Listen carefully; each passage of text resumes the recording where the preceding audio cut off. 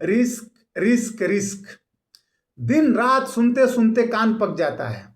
अरे भाई, रिस्क से इश्क करो, तभी आपका जीवन फिक्स होगा। अगर आप रिस्क से डरते रहेंगे, पूरी जीवन रोगी बनकर के जीना पड़ेगा।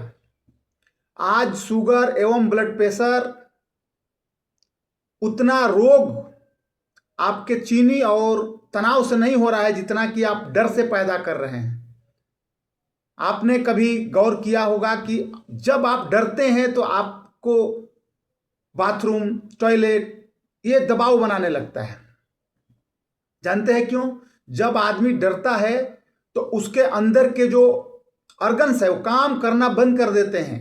उनके अंदर फ्लेक्सिबिलिटी बहुत माने ढीला पड़ जाते हैं।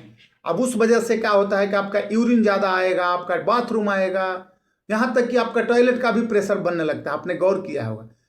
ऐसा क्यों होता है? तनाव में आदमी आ जाता है, डरने लगता है, तो आपका अंग डरने लगता है। फिर क्यों डरना? और एक बात मान करके चलिए कि जो भी होगा आप जब करेंगे तभी होगा।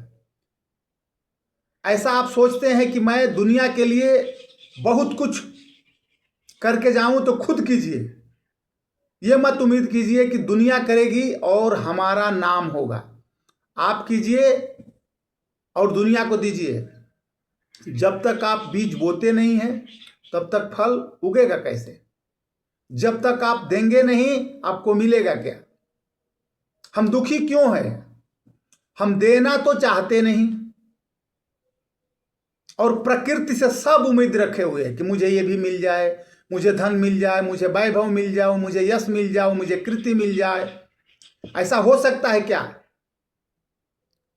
जैसा आप बोएंगे ऐसा ही आपको मिलेगा। तो दुखी आज वही आदमी है जो बिना बोए पाना चाहता है। जो बो रहा है वो कभी दुखी नहीं होगा।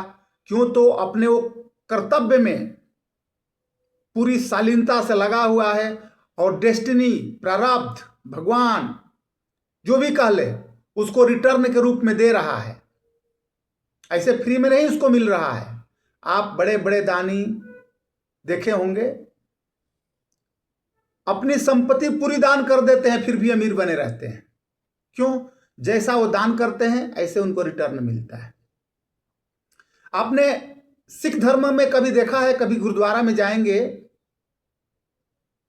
उनकी इतनी तादाद नहीं है जितना कि बड़े बड़े लंगर सिख धर्म में चलते हैं। सिख धर्म की पॉपुलेशन बहुत कम है, परसेंटेज में देखेंगे तो 2-4% हैं, लेकिन उनके कभी गुरुद्वारा में जाएंगे तो लंगर देखिएगा, सभी धर्मों से बेहतर उनका लंगर चलता रहता है। और न तो उसमें पुलिस की जरूरत होती है, न उसमें कोई प्रोटेक्शन होता है। खुद उनके जो वॉलंटियर्स हैं वही सब कुछ कंट्रोल कर लेते हैं। और आज तक आपने कहीं भगदड़, कोई गदर, किसी भी प्रकार का कोई लफड़ा नहीं सुने होंगे। क्यों? वो इतने सच्चे मन से अपने कर्तव्य करते हैं कि ईश्वर उनका साथ देता रहता है, वो खुद प्रोटेक्टिव हो जाता है। तो वही है, आपको काम अपना जो कर्तव्य है आस्था, निष्ठा एवं पूरी सकारात्मक भावना से करना है, तब आपका रिजल्ट मिलेगा। आपको नया बिजनेस शुरू करना है, आपके पास इंफ्रास्ट्रक्चर नहीं है, आप सच्चे मन से लगिए और शुरू कीजिए। एक अपना बड़ा गोल बनाइए, लगे रहिए। आपको धीरे धीरे, एक दिन में तो कुछ भी नहीं होने वाला है। एक बच्चा पैदा होता है तो 20-25 साल तक पढ़ करके भी वो परफेक्ट नहीं हो पाता, लेकिन हम जो करना चाहते हैं उसको 2-3 दिन में उम्मीद पाल लेते हैं कि 10 दिन में, 5 दिन में उसका रिजल्ट मिल जाए। ऐसा नहीं हो सकता है।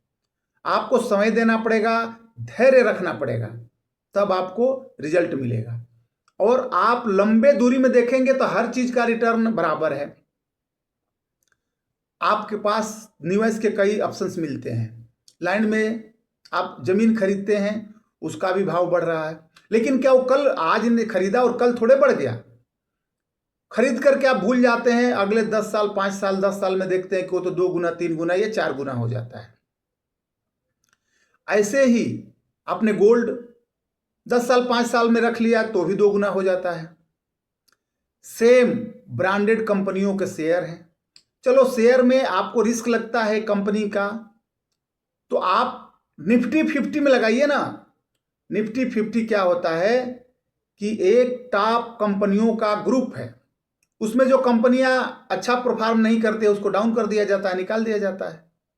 तो उसमें लगाइए, देश बचा रहेगा तो आपका पैसा बचा रहेगा। और आप ऐसा लगता है कि भाई रिस्क है, आपका पैसा नहीं बच पा रहा है, तो देश भी मान लीजिए कि नहीं बच रहा है, तो आपको डरने की जरूरत नहीं है। प्लान बनाने की जरूरत है, स्टडी करने की जरूरत है, तब जा करके। और स्टडी के बगैर आप कुछ भी करेंगे तो आप सक्सेस नहीं होंगे। हर चीज का स्टडी कीजिए, तब जा करके आपको सफलता मिलेगी। और उसके लिए आप अच्छे अच्छे बुक पढ़िए, मोटिवेशनल और एजुकेशनल लेक्चर सुनिए, तब जा करके आपको ये सब ज्ञान आएगा।